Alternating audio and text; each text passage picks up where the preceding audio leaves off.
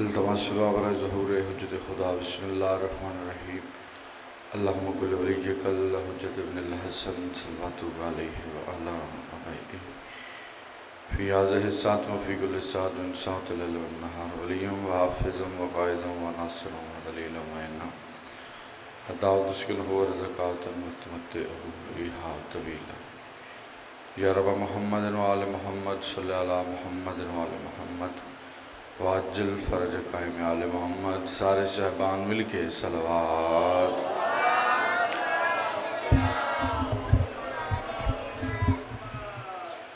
اعوذ باللہ من الشیطان الرجیم بسم اللہ الرحمن الرحیم الحمدللہ رب العالمین الصلاة والسلام علی اشرف الانبیاء والمرسلین وآلہ الطیبین الطاہرین المعصومین المنتجبین اما بعدہ فقط قال حق سبحانہ وتعالی فی کتاب المجید بفرقان الحمید وحسدق الصادقین وقال الحق بسم اللہ الرحمن الرحیم ان اللہ وملائکتہ یصلون علی النبی یا ایھا الذین آمنوا صلوا علیہ وسلموا تسلیما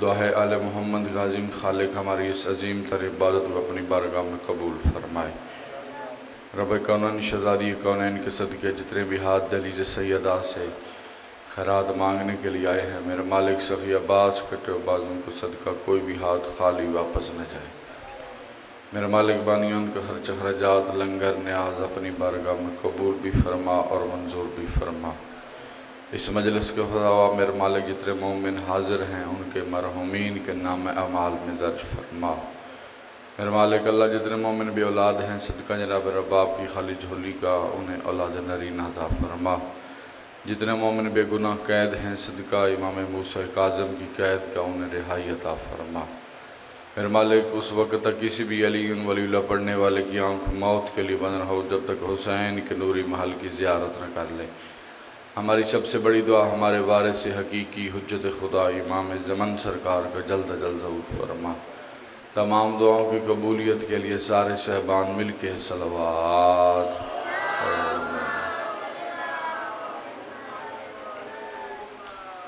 اجازت ہے جی ذکر پاک کی ابتدا کی جا سکے میں نے آپ کے سامنے اللہ کے قرآن سے جو آیت پڑھی یقیناً کال والی گفتگو آپ کے اذان عالیہ میں محفوظ ہوگی جو اب آپ تشریف فرما تھے خدا کہہ رہا ہے کہ میں اور میرے ملائکہ درود بھیجتے ہیں نبی پر اور اس کی اولاد پر اتنی مشہور آیت ہے کہ یہ شیعہ سنی کے گھر کے بچے کو بھی یاد ہے خدا کہہ رہا ہے کہ میں اور میرے ملائکہ درود بھیجتے ہیں نبی پر اور اس کی اولاد پر ان اللہ و ملائکتہ تم بھی درود پڑھو نبی پر اور اس کی اولاد پر صلو کرو اور ان کو وسلم کرو جب تک تم تسلیم کی منزل پہ نہ آ جاؤ تو جو ہے صاحبان کی تسلیم کرو جب تک تم حق کے تسلیم تک نہ چلے جاؤ یا ایھا الذین آمنوا اے صاحبان ایمان تم کو خدا حکم دے رہا ہے کہ ان پہ تم بھی درود بھی پڑھو اور انہیں تسلیم کرو جب تک تسلیم کی منزل پہ نہ آ جاؤ انہیں سلام کرو یہ آیت اس چک والو اپنی افادیت کھو رہی ہے کہ اگر اس کو اگلی آیت سے ملا کے نہ پڑھا جائے قرآن کی بعض آیات ایسی ہوتی ہے جن کا اصل مقصد اس سے اگلی یا پچھلی آیت سے جڑا ہوتا ہے قاریان قرآن نے اپنی مرضی کی آیت اٹھائی اس کا سیاق و سباب کھو دیا جو اس سے اگلی آیت سے جڑا تھا میں بالکل اس سے اگلی آیت پڑھنے لگا ہوں جو بالکل اس سے اگلی آیت ہے جو بلا فصل آیت ہے اور دیکھیے گا اس چاک والوں کی اس آیت کا عنوان کتنا خوبصورت کھلتا ہے خدا کہہ رہا ہے ان الذین یؤذون رسولہ لعنہم فی الدنیا والآخرہ جو اللہ اور اس کے رسول کو اذیت دے گا اس پہ دنیا میں بھی لعنت ہے آخرت میں بھی لعنت ہے دنیا میں بھی لعنت ہے آخرت میں بھی لعنت ہے لعنت ہے کس بات پہ اگر تم نے مصطفیٰ کو اذیت دی اس کا مطلب ہے خدا پہلی آیت میں تولا کروا رہا ہے اگلی آیت میں تبرہ کروا رہا ہے پہلی آیت میں درود پڑھوا رہا ہے، اس سے اگلی آیت پہ لعنت کروا رہا ہے۔ لعنت کس بات پہ ہے؟ اگر تم نے مصطفیٰ کو اذیت دی، اگر تم نے مصطفیٰ کو اذیت دی، اگر تم نے مصطفیٰ کو اذیت دی، درود والی آیت کھل کے بتا رہی ہے کہ اگر تم نے اگلی آیت سے انصاف نہ کیا تو اگلی آیت لعنت کا تعزیانہ لے کے کھڑی ہے۔ اگر تم نے اس آیت سے انصاف نہ کیا تو اگلی آیت لعنت کا تعزیانہ لے کے کھڑی ہے۔ نبی سے پوچھا گیا تھا یا رسول اللہ آپ کو اذیت کب ہوتی ہے؟ فرمایا کوئی جب مجھ سے علی کو جدا کرتا ہے۔ مالک آپ کو سلامت رہے۔ کوئی جب مجھ سے علی کو جدا کرتا ہے، اس کا مطلب ہے خدا قرآن میں کہہ رہا ہے کہ اگر تم نے محمد رسول اللہ کے بعد علی ولی اللہ کو منزل تسلیم پہ نہ مانا تو دنیا میں بھی لعنت ہے، آخرت میں بھی لعنت ہے۔ اگر تم نے علی ولی اللہ کو منزل تسلیم پہ نہ مانا، دنیا میں بھی لعنت، آخرت میں بھی لعنت۔ خدا کہہ رہا ہے میں نے آخرت میں تمہارے لیے لعنت کا سامان تیار کر رکھا ہے۔ کس بات پہ؟ اگر تم نے مصطفیٰ کو اذیت دی۔ اچھا آج ہمارے معاشرے میں رواج ہے کہ جب بندے مائک پہ درود پڑھتے ہیں نا تو کہتے ہیں فلاں پہ بھی درود، فلاں پہ بھی درود، فلاں پہ بھی درود، فلاں پہ بھی درود۔ جب یوں ہی مصلی عبادت پہ آتے ہیں تو درود سمٹ کے صرف اور صرف دہلیز زہرا پہ آ جاتا ہے۔ جسے آل محمد نے زبان دی ہے اسے چاہیے کہ وہ ان کے ذکر میں حرکت کرے۔ درود سمٹ کے صرف دہلیز زہرا پہ آ جاتا ہے۔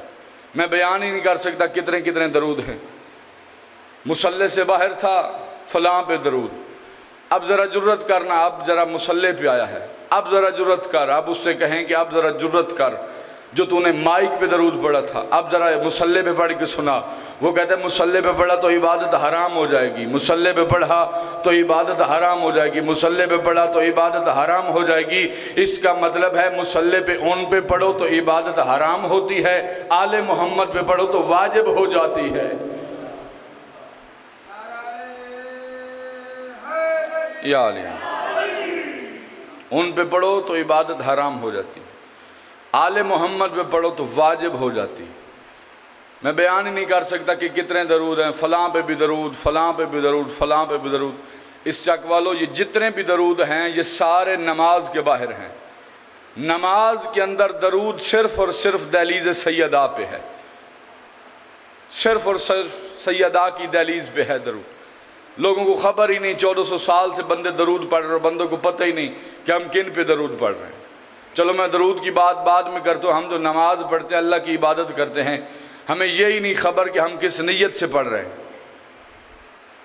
ہمیں پتہ ہی نہیں کہ ہم کس نیت سے اللہ کی عبادت کر رہے ہیں۔ مثلا بندہ مصلی پہ آیا، خدا نے کہا اچھا ٹھیک ہے تو مصلی عبادت پہ آ گیا ہے تو اس طرح کر نیت سنا۔ نمازی حضرات تشریف فرما مجھے بول کے بتاؤ بندے نے بستر چھوڑا تھا کس نیت سے؟ میں نماز پڑھنا چاہتا ہوں۔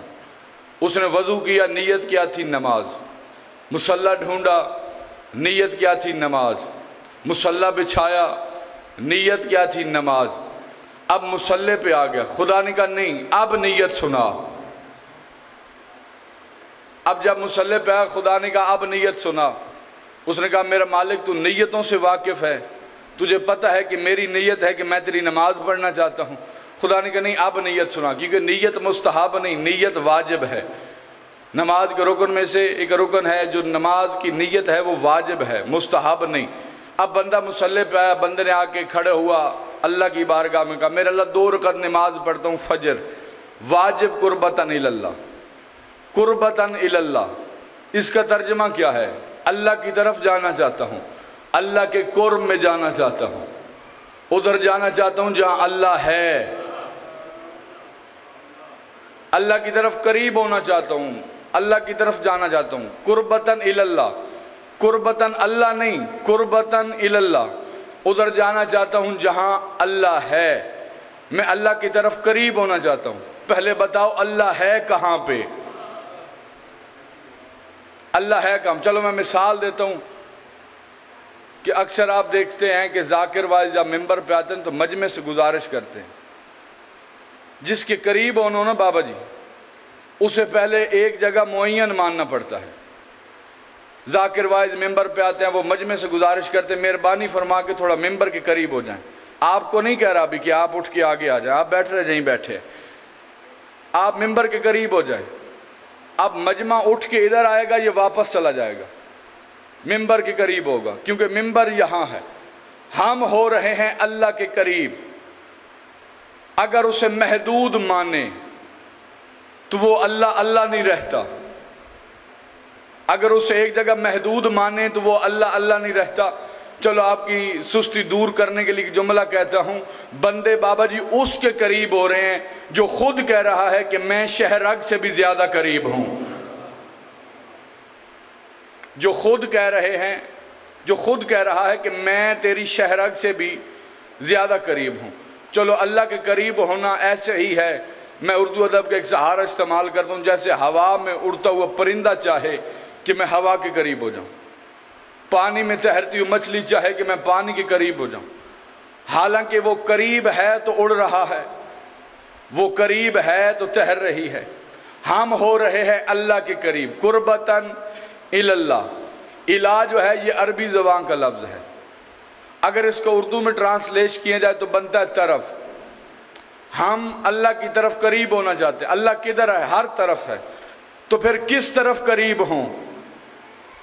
اگر اللہ کی طرف نہ ملے تو اللہ کی طرف دار ہی ڈھونڈ لو،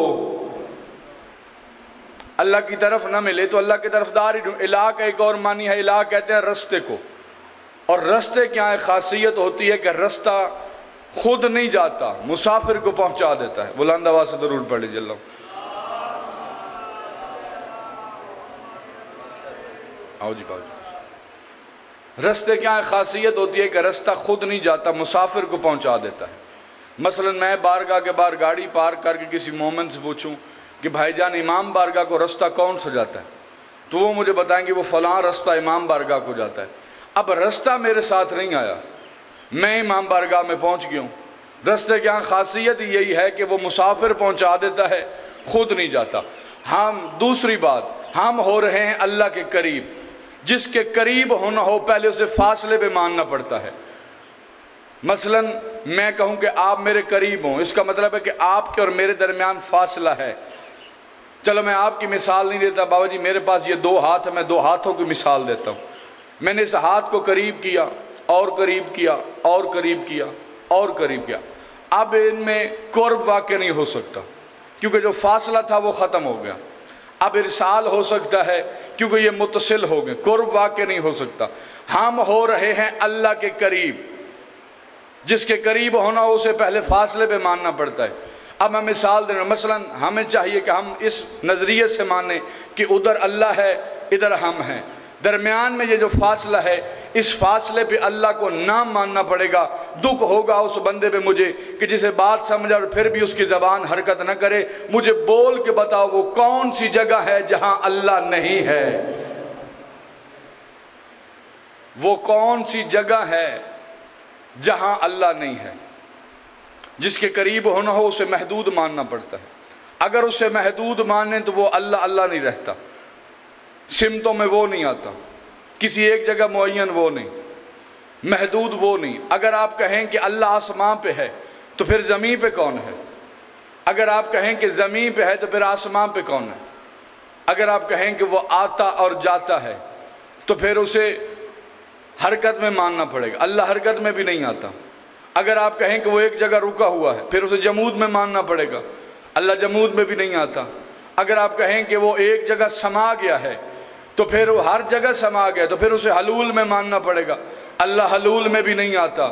پھر ساتھ کزیرک مجمع مجھے بتائے کہ ہم ہو رہے ہیں اللہ کے قریب، تو پھر بتائیں ہم کدھر قریب ہوں؟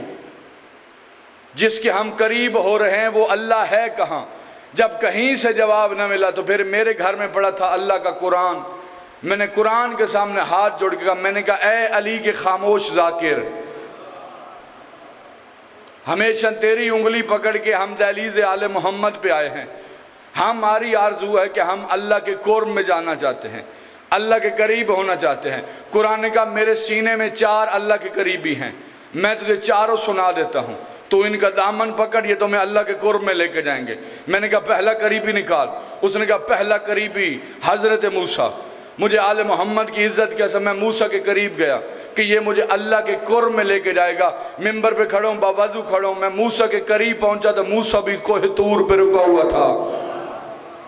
موسیٰ بھی کوہ طور پہ رکا ہوا تھا. میں نے کہا حضرت موسیٰ میں آپ کے قریب آیا ہوں کہ آپ اللہ کے قرب میں گئے ہیں، آپ اللہ کے قریب گئے.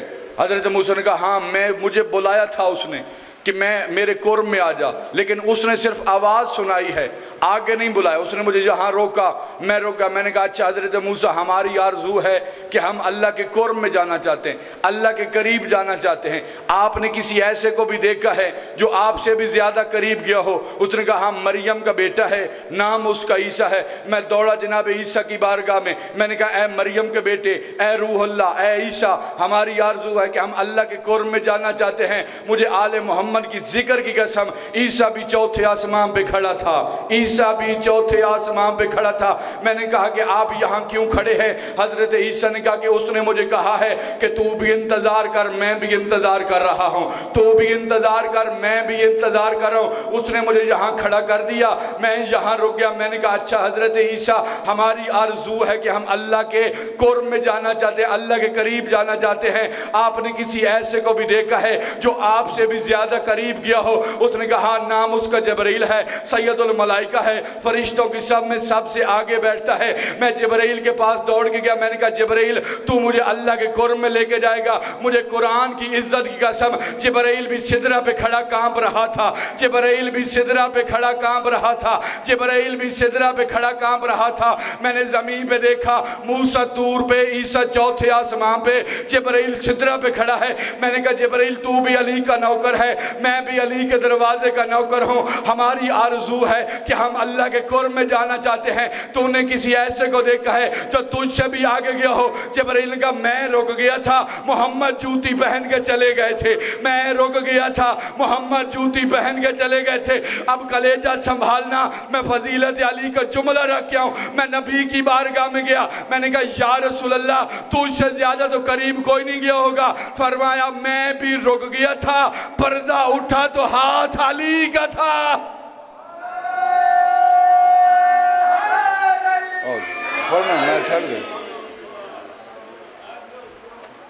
پردہ اٹھا ہاتھ علی کا تھا. بس ایک لفظ سنیے ممبر بابا جی کے حوالے. پردہ اٹھا ہاتھ علی کا تھا، لہجہ بھی علی کا تھا، لہجہ بھی علی کا تھا، ہاتھ بھی علی کا تھا. قبر محمد پہ بیٹھ کے قرآن پڑھ رہا تھا زہرا کا بیٹا. یا ولید کے سپاہی نے آگے کہا حسین تجھے ولید نے دربار میں بلایا ہے، جو رونے کی نیت سے آئے ہو.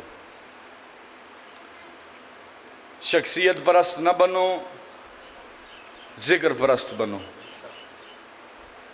آگے شخصیت کسی کے ساتھ کوئی کام نہیں آئے گی.